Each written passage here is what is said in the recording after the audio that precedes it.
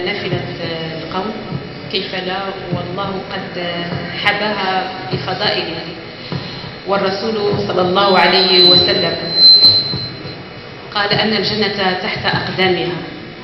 إذا أرى نبلا كبيرا في هذه المبادرة لتكريم الأستاذة الفاضلة المبدعة فاطمة بوهراكا، أرى نبلا في مبادرة جامعة المبدعين المغاربة،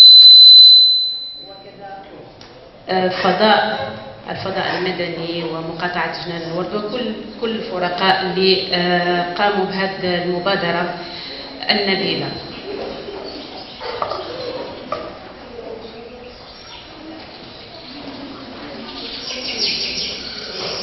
حين تتاح للمرء أن يقدم شهادة في حق إنسان ما، فإنه حتما يجد نفسه مطوقا بمسؤولية جسيمة تقتضي منه شرطين: شرط استحقاق المشهود له بالشهادة، وشرط صدق الشهادة بعيدا عن أي مجاملة أو مبالغة.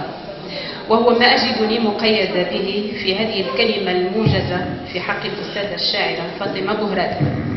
فاطمة بوهراكا تعرفت عليها منذ 3 سنوات، وقد زارتني بإذاعة فاس حاملة لإنجاز كبير متمثل في الموسوعة الكبرى لشعراء العرب الجزء الأول.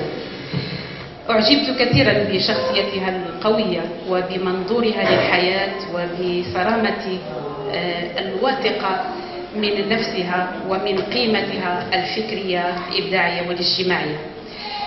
تخضع أديبتنا المحتفى بها أسس معاملة الآخر معها لقيم وقواعد وضوابط تنم عن أصالة وعراقة وعفة الوسط الأسري الذي نهلت منه ما يحصن مسارها في دروب الحياة. الأستاذة الشاعرة فاطمة بوهراكا ثابتة في منظورها وقيمها، وهذا ما أجل فيها كثيرا.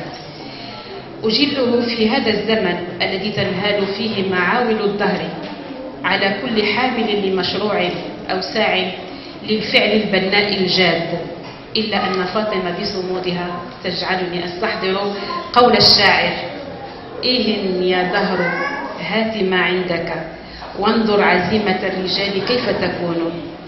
أريد هذا البيت الشعري أمامكم على هذا الشكل، لكني في نفسي أخون الأمانة العلمية والأدبية وأشكله بما يشبع أناة الأنثى ليصبح في شطره الثاني كالآتي: وانظر عزيمة النساء كيف تكون. فاطمة بوهراكا كأي مبدع ملتزم في كل لمحة ونفس، في كل مرة التقيت بها منتصرة لقضايا النساء ورجال الفكر والأدب، بشراسة المحارب الذي يقبل على المعركة دون اكتراث لما سيتركه بساحة المعركة.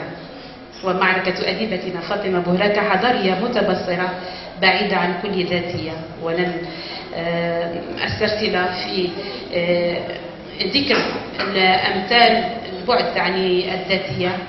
فالموسوعة الكبرى للشعراء العرب ومهرجان فاس للإبداع الشعري كمشروع ثقافي خلاق كي لا يبقى الشعر نايا معطلا، وللتأكيد على أن الزمن برغم عواصفه الهوجاء في كل بقاع الوطن العربي الشاسع لا زال زمن الشعر.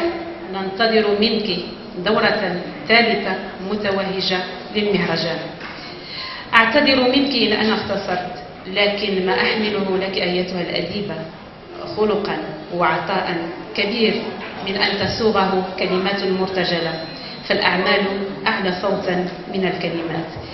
فهنيئا لك يا فاطمة. ففي تكريمك اليوم تكريم لكل الأديبات الشاعرات المغربيات، وأكرر شكري من الأعماق لكل الذين سهروا على هذه المبادرة النبيلة، وكلل الله مساعي الجميع بالتوفيق، وشكرا.